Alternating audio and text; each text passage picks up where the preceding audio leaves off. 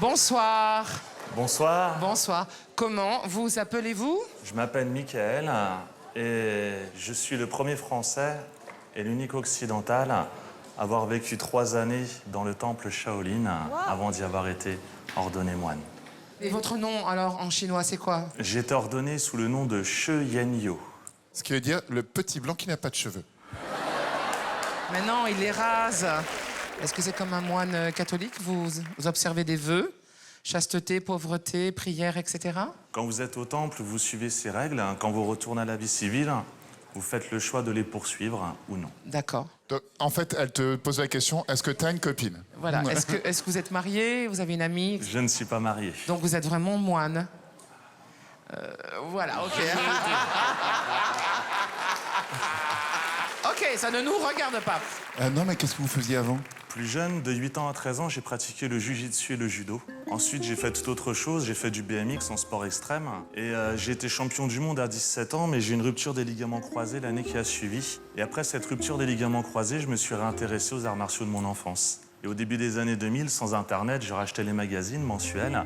Et un jour, j'ai vu qu'à Paris, un moine venu de Chine, de Shaolin, s'était installé. Je lui ai envoyé une petite lettre. À l'époque, c'est comme ça que ça se faisait. Il m'a répondu. Je suis allé le voir.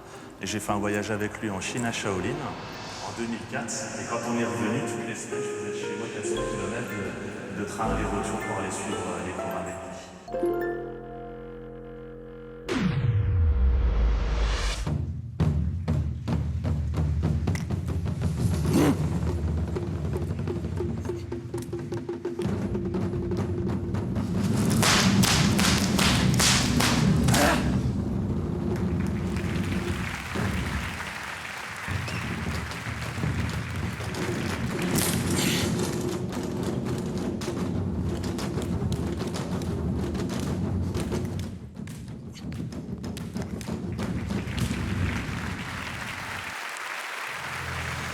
Mon maître m'apprenait que c'est avec ce fouet, j'arrivais à atteindre la flamme d'une bougie pour faire l'union entre corps et l'esprit.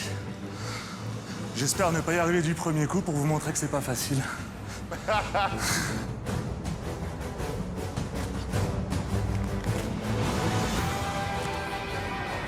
Allez, on y va. Un peu action, on rentre dans le truc, là, un peu.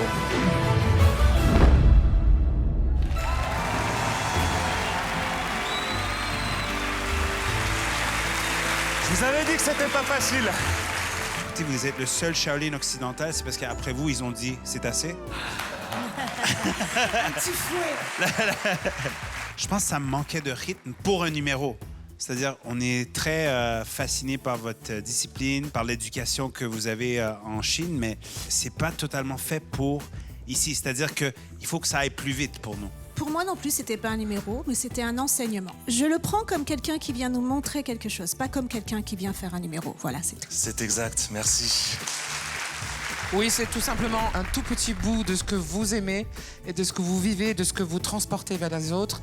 Mais je sais même pas quand le numéro a commencé et j'ai pas compris qu'il était fini. En tout cas, merci de votre présence. Merci à vous. Là, je dirais, au niveau kung-fu, c'était pas foufou.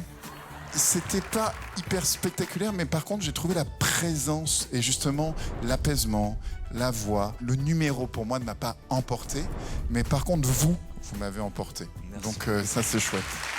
Petit scarabée, c'est non. Voilà. Merci Hélène. Pour moi aussi, malheureusement, ça sera non. Moi, je vous donne un très gentil, très doux, très irisé non. Moi, je vous dis oui pour vous, mais j'aurais dit non pour le numéro. Merci. Merci à vous. Merci.